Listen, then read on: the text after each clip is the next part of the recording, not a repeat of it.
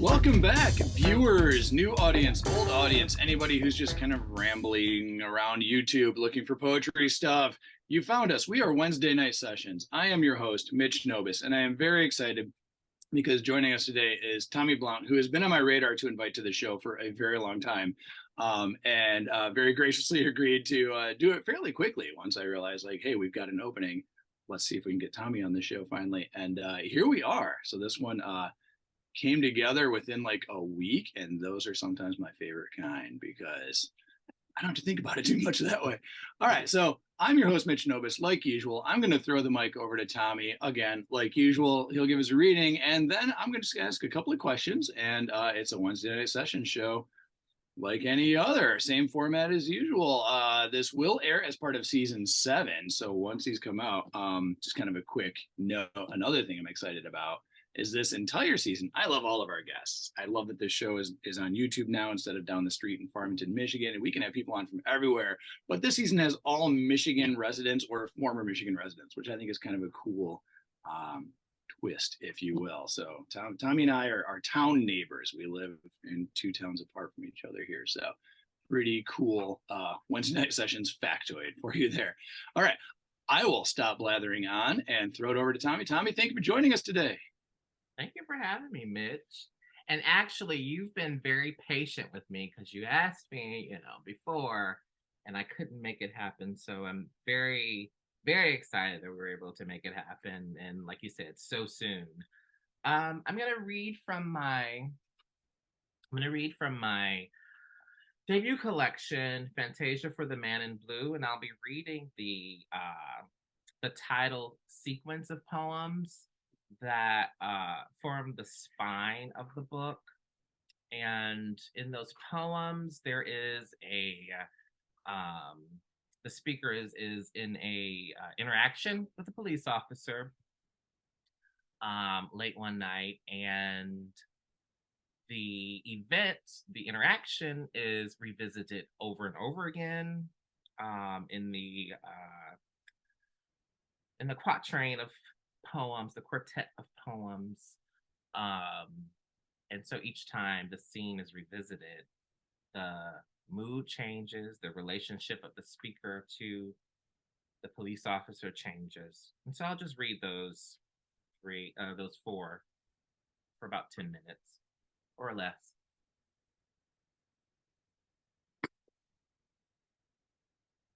Fantasia for the Man in Blue. You know good and well you can't be out here in the dark morning to take in the moon, full as the bowl of light attached to this police cruiser. Like a grayed elephant shoots air through its trunk before it charges off to safety from a mouse in one of those old black and white cartoons. You shriek in the debutante's pitch, even though there are reports you are as large as an elephant. Car thefts in the area. The Man in Blue explains after he asks, "Where do you think you're going?" It's unusual to see your kind walking at this hour. You're an elephant who's really just a man sweating away in a mascot's costume. You mumble in a dress. You fumble for an address that isn't your address, but mine. Oh, you've done it now. Don't say anything else. Let me take over this body. Soften what letters will bend. I am a poet after all. Don't worry. You'll see. He'll wish us a good morning and let us go after he bends us over the black hood.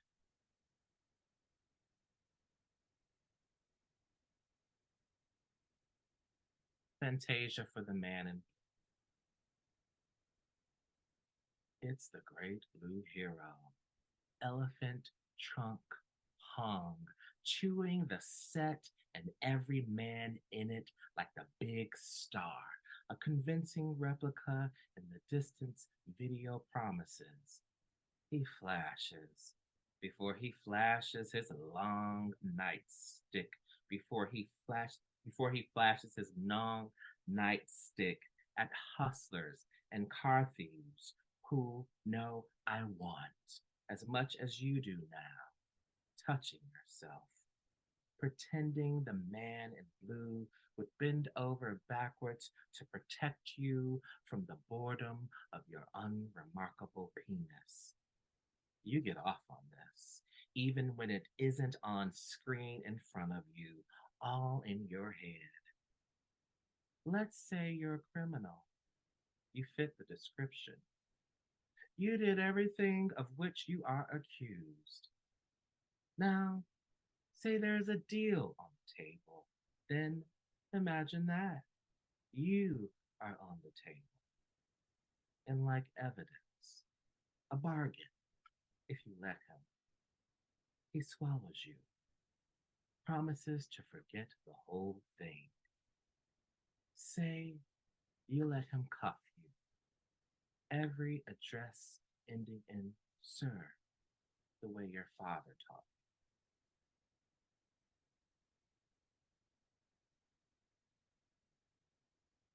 you. Fantasia for the man in blue. You know that painting, right? Matisse's Icarus.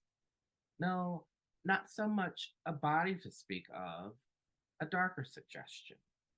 An absence of a body, an outline surrounded in blue. That's you. What you were, I can see fitting the description. If you were not denied a face, arms perhaps tattooed with a lover's name, a mother's face, some evidence of having a life, and of your manhood. Where is it? Either way, the blue has its way with you. Its constellation of small destructions all around you. Shell casings. No, not so much the shell, just the evidence of the shell. A bright wound where a heart can't possibly exist.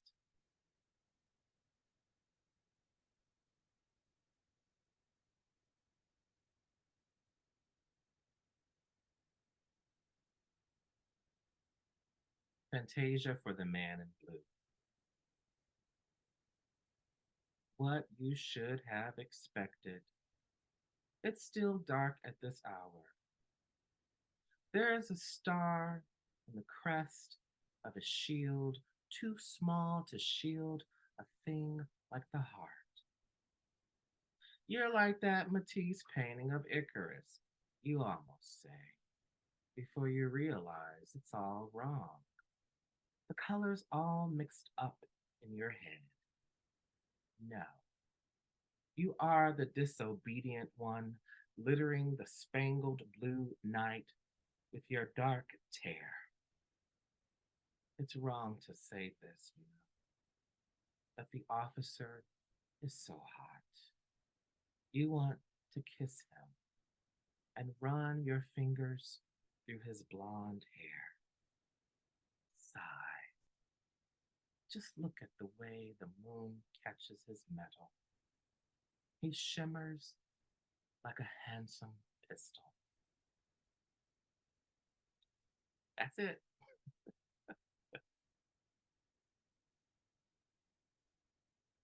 As Nina Simone would say, that's it. That's a great way to sign off, right? Oh man. Thank you for reading those. Just I mean I love that closing image, like when I like hearing you read it, I guess. Like when I read it on the page, I was struck by that image, but your performance of it is quite outstanding. So thank you. I'm glad you. I read it slightly different every time I read it because I'm like because it always depends on like the mood and like, and then I guess I'm always trying to see what it sounds like, you know, in different ways. So anyway, thank you. No, I mean I'm glad to hear you say that. I mean this isn't officially one of my questions yet, but like I find that so I've also taught high school English many times. Mhm. Not my current gig, but I have done that for, well, frankly, dozens of years, I suppose. And students always, as well, adults, people always want to know, like, well, what does the poem mean? And I love getting into discussions of, like, well, the speaker versus the poet, and Huh? meaning is an interaction. And I love the whenever it comes up that oftentimes the poet themselves doesn't necessarily know. I don't Mhm. want to say doesn't know what it means, but like it can mean different things in different moments, different Mhm. circumstances, different Mhm. times. Mhm. Yeah, so like I'm glad you said that, because like I agree. Like I love how fluid the whole thing can be. You know. All right. So Fantasia, for the Man in Blue. Um, my first question is often kind of a behind the scenes thing. I'm always kind of fascinated by the writing life, and the pulling the curtain back, because I find that people who don't write themselves often feel like writing is this magical act and things come out like amazing. They don't know that there are, like, 34 previous drafts in the folder, things like that. So I love the behind the scenes stuff. And poetry collections are usually, clocking in about like 80 pages or something like that. So I have kind of a book construction question for you. Fantasia for the Man in Blue is kind of hefty by poetry collection standards. It's over 100 pages. Um, kind of talk to us, like, what led to that? Why is it kind of a bigger book than the average poetry collection? How did that come about?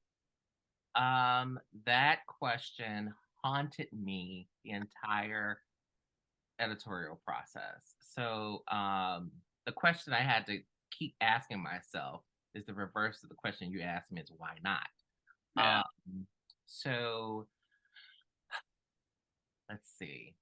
The journey of making this first book was consisted of more than just, the poems themselves and craft wise. It was actually a personal journey for me too. Um, because for much of my life, I had been haunted by this idea of, not wanting to take up space. Even now, I still struggle with this sometimes, where I'll say something and I'll take it back and all this other stuff. Um, and so that kind of that kind of mentality apparently sunk into my, into the writing of this book. And when I was putting it together, I kept saying, "Oh my God, this is too big. It's too big. It's too big." And Martha Rhodes, my editor, she wasn't telling me to cut anything. Like, well, we cut some poems, but she was not telling me to go, "Hey, you need to go smaller." No, it was me that was saying that. yeah, But what I ended up discovering is that I was like, no, it should be this big. I started thinking like a dancer, um, because I can't dance, but like in the, I saw this as a way, maybe I can dance in this book. And so I was like, no, I'm gonna push back the table, I'm gonna push back the couch, and I'm going to let these poems sing. I'm gonna let them have room to wander, to meander, um as we were talking about off offline, about getting lost in libraries. I wanted there to be a space where one could get lost in this collection, but not in a way in which um there wasn't some scaffolding, some kind of vague scaffolding, um that leaves people to their own devices, um but I wanted there to be a sense of freedom, a sense of wandering, WONDER and WANDER, um, to the collection. And I felt like a bigger canvas allowed for that, that wide swath of tones that I'm getting into the book and stories that are getting to the book and voices that are getting into the book. Um, so yeah, it was a journey, and it was something that I had to fight against myself to go, no, you can do this. And then looking at like other collections, To Him But Just As Olio, seeing that, and seeing Robin Cox Lewis's Voyage of the Sable Venus and how epic it felt. Both of those collections felt. Seeing that kind of precedent, I was like, no, I think, I think this has to be a big one. Oh man, I was I always kind of create a handful of questions for these shows and kind of get with the one that feels right in the moment. I was debating asking that one. I'm really happy I did. That was an outstanding answer. I love that. It feels for a lot of reasons. Like it's just kind of cool to hear the journey of it. B, it's fantastic to hear the press didn't really have like set requirements. They were working with you as a writer. So like I was just talking about this with another writer in Twitter DMs the other day about the sometimes kind of bizarre requirements for submitting manuscripts, like must have exactly X number of pages and no more than Y number of previously published poems, but at least Z number of previous. Like this is sort of like labyrinthine requirements, Yeah. I think what's happening. I see. This is why I'm so happy that I'm writing poetry in the meat of the 21st century is because poetry is becoming I don't want this to sound grandiose, but this is the best I can do. Poetry is becoming something that it hasn't before, because we have it's not just one thing, it's like all of these things at once. The poet Susan Mitchell, in an essay that I always point to. I forgot the name of the essay. But she has this phrase called innerness, but in this essay, she's talking. Oh yeah, it's about something like she's writing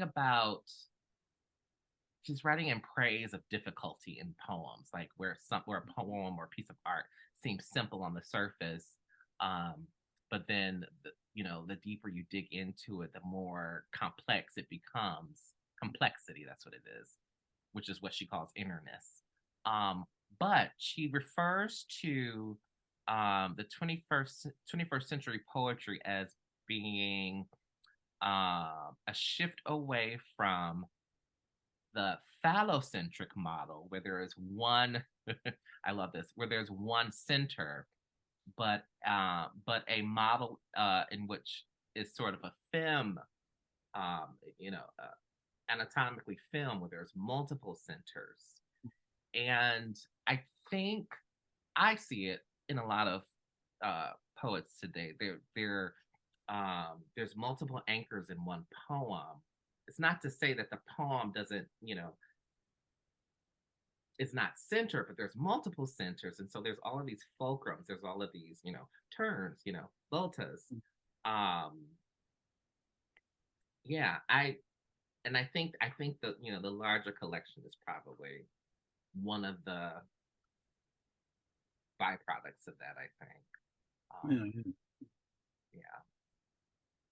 Huh. I love that analogy. I've never heard that before. I'll send you the name of the essay. I love Susan Mitchell. She's that would be great. Yeah. And then we could when we tweet or when we post this on the 9,000 social media apps, we can do it too for our audience. Awesome. Thank you for that. I warned you before we went live that the second question is sometimes goofy. And then audience, I don't know if you noticed, but Tommy's wearing a Whitney Houston shirt. And for our non-Midwestern folks, the hat says Stratford Festival, which is just across the border in Canada, a fantastic Shakespeare centered. They do other productions as well, but it's kind of centered around Shakespeare plays. So I'm going to combine those two things into a question for you. If in an alternate universe where Whitney is still with us and has further pursued acting, what Shakespearean role should we cast her in? or just stage production. Doesn't have to be Shakespeare, I guess. We'll give you a little bit more wiggle room. I could see her as Lady Macbeth. I think she could have pulled it off. I think she could have pulled that off. Yes. Because she Yeah. has all of this, like, she has all of this life stuff. Well, had she, she has all of this stuff in her life that she could bring into that role that, oh man, yeah, I would have loved to have seen that. That's a great answer. like late period Whitney had some problems with Bobby Brown. Like, yeah, she had motivation. Yep. Oh my goodness. Now I'm all giddy about it. Maybe she could have been in the version with Denzel Washington. Who knows? Yes. Right. Oh, now we're going to spend the rest of the day just like staring into the distance, imagining an alternate universe. Oh, what hath Spider-Man wrought by making us think about alternate universes exactly. and like all the possibilities? Exactly. Speaking of multiple centers, yes. Yeah, yes, yeah, yeah. Good point. Oh man. All right. Well, I'm not going to top that. One thing I'm learning as I host this show for a longer time is like leave on a high note. So Tommye, that was great. That was fantastic reading. Fantastic answers to the questions. Thanks again so much for agreeing to do the show. And this has been outstanding. And you are, again, one town over. So someday we often talk here at Wednesday Night Sessions about potentially doing some kind of in-person stuff again somewhere down the road. And we've got so many amazing writers in Metro Detroit that we would love to if we do ever get something live and in person together, expect to hear from you again. We would love to have you over in Farmington for something. So fun. Oh, yeah. All right. Viewers, thank you. We will catch you again next time. Tommye, thank you one more time and take care, everybody.